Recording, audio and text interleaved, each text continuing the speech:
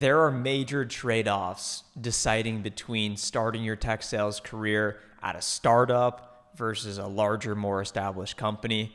I started my tech sales career in 2018 as a sales development rep at a fast-growing private software company that ended up getting acquired and going public and turning into a bigger company.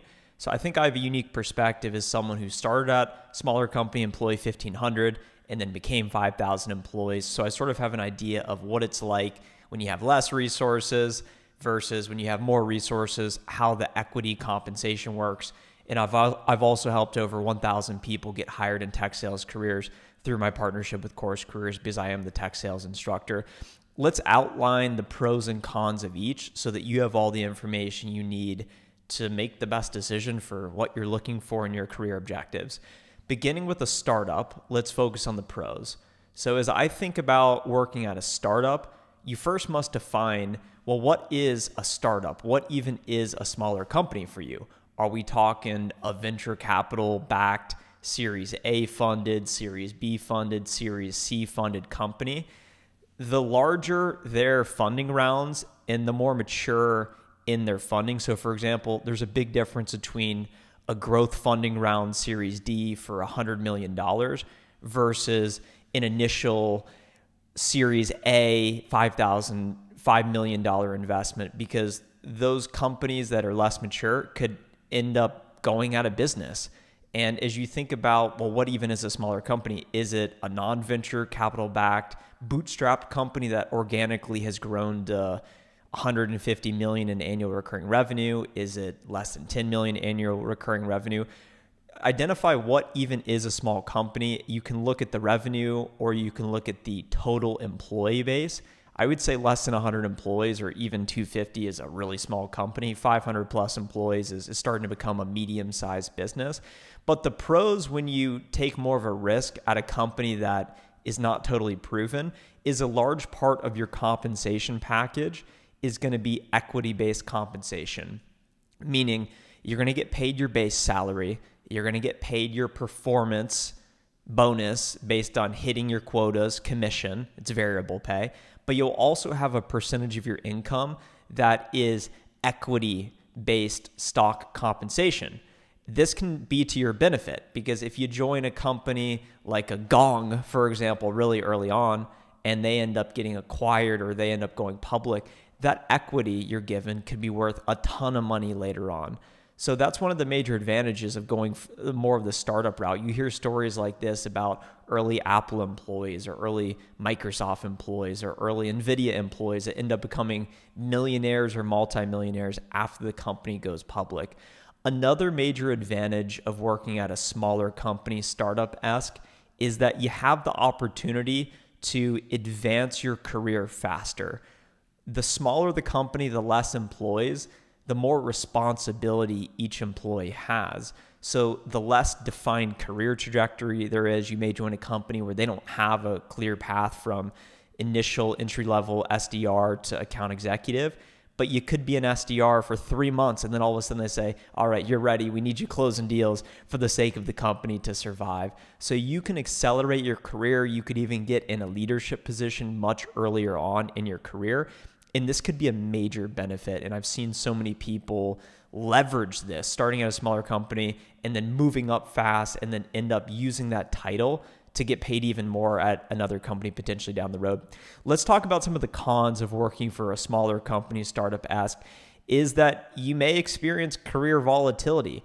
With the pro of being able to advance faster, you also experience the other side where everything could come crashing down because the company could end up going out of business. Maybe the company just simply does not work, and that could be to your detriment. Maybe you join a company that has to lay off 30% of their employees or else they're going to go out of business. Or maybe the company just goes out of business, and you see this all the time, especially as you look at the companies that receive funding in the 2021, 2022 range, where they're massively overvalued and they're going to have some serious problems.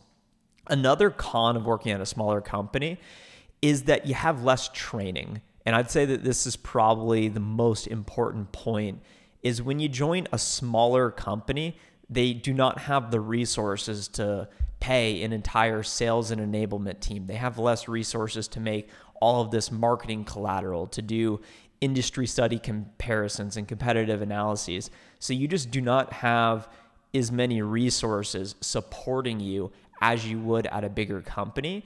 If you are a bit more entrepreneurial and self-starter, you can overcome this, because ultimately no one's going to care about your success as much as you do. The learning is on you. Even if you're at a big company with unlimited resources, it's still on you to learn. But when you're at a smaller company, you really have to figure a lot of that out on your own, because there's less proven playbooks for success. And this could be a detriment to your career development if you're unable to overcome that learning hurdle. And the final con of working for a smaller company, in my view, would be less pay. So you have the pro of equity. Equity is only valuable if there is some sort of liquidity event, meaning the company gets acquired or the company goes public. Other than that, it's very rare for your equity to become worth anything. And these smaller companies may give you a bunch of equity because it's risky for you to start your career there, but they're going to pay you less money because they simply cannot afford to pay the most competitive rates as the big companies like the Salesforce or the Oracles will, because they have unlimited resources. They can overpay. Meanwhile, the startups, the smaller companies, you will most likely make below market rate income. With that being said, the company has less market share and penetration, so you potentially have access to working with more accounts or the biggest accounts in the world. So maybe you can actually make a ton on commissions if you're selling a really great product. Those are the pros and cons of working at a smaller company, a startup. Now let's analyze working at a bigger company. And based on my own experience, there's certainly much different pros and cons. But first, if you are interested in starting a career in tech sales and you don't know where to start, maybe you don't have a degree, maybe you don't have any prior sales experience, that's not a problem. You absolutely can still find your way at a great company like a Salesforce, like an Oracle, like a HubSpot. I've seen it happen many, many times. You need to invest in your education so you can develop the skills and gain a certification so that when you speak with an interviewer, when you speak with a recruiter, when you meet with them, you can say, hey, here's my 90-day success plan. The reason you're paying me is because I'm committed to setting meetings, generating pipeline, and it's going to get revenue for the business. And just being able to talk the talk will make up for any deficiencies you have. The reason I partner with Course Careers is we've put together the most comprehensive course teaching people how to break into tech sales without a degree or without experience. I have linked the free course down below in the description, so you can visit it and learn more to see if that resource could be useful to you breaking into tech sales. Let's now talk about working at a big company. So I certainly was able to work at a public software company. And the pros, the number one thing I'll start with that you may not realize, and I think it's overlooked, but it's access to a great network. If you're working at a big company with a great brand, most likely they're going to be attracting a lot of very talented individuals just like you, just like me. And getting to work directly with these folks, you will build relationships with them, in some cases personal, but most of the time they'll just be associates and peers that are in your industry that you know. And these relationships can help you get jobs in the future. Maybe you'll start a business with one of these people. Maybe they can just provide some sort of career guidance or consultation.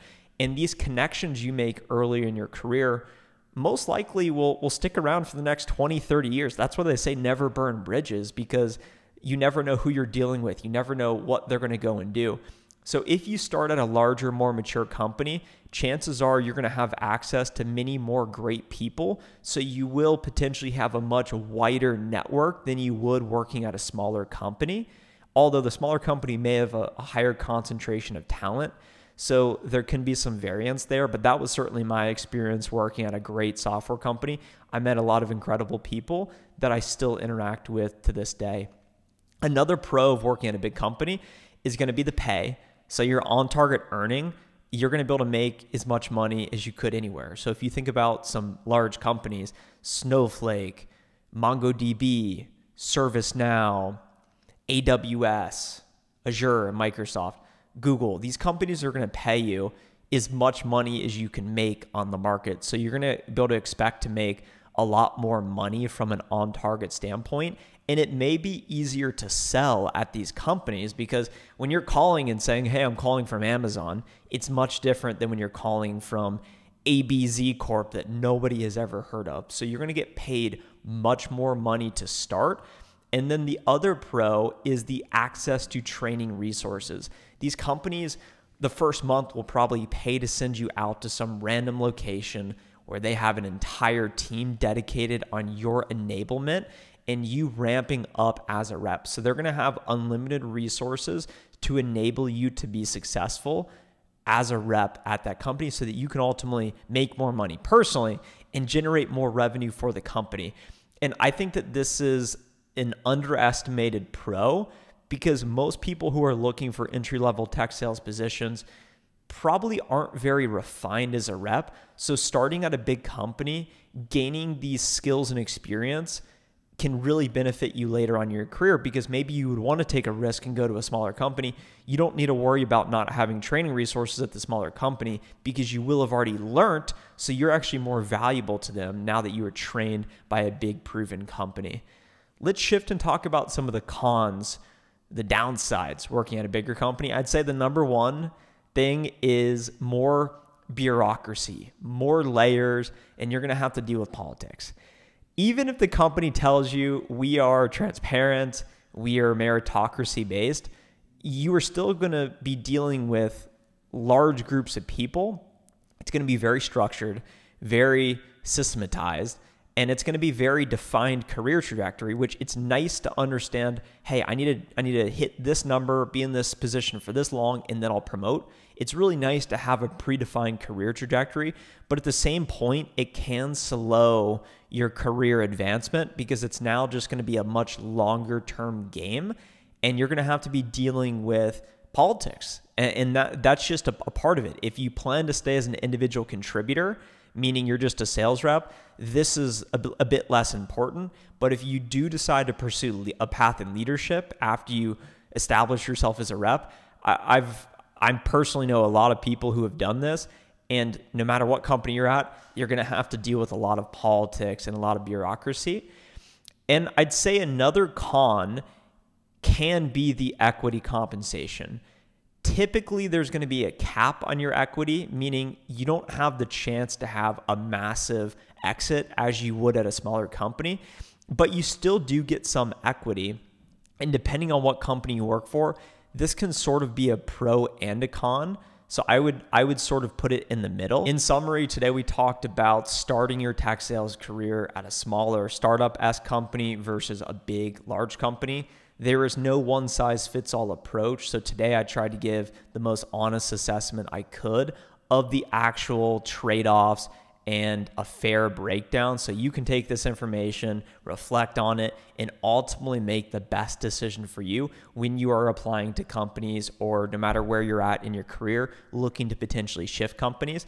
I'd say whatever you do decide, make sure that you see yourself at that company for at least the next 3 to 5 years. If you are not all in, if you are not committed, it doesn't matter how great the opportunity is because you're not going to make the most of it. The grass is not always greener. Every company is screwed up. Some companies are just less screwed up than others. And believe me, this is the reality once you get out and see it for yourself in the real world, in the corporate world that I've now been out of for basically a year now. So if you enjoyed today's video, subscribe to the channel for more sales videos just like this one. And if you are looking for extra support, breaking into tech sales, landing your first position, making $70,000 a year, make sure to click the first link in the description, go to coursecareers.com, and check out the free tech sales intro course to learn more. See you there.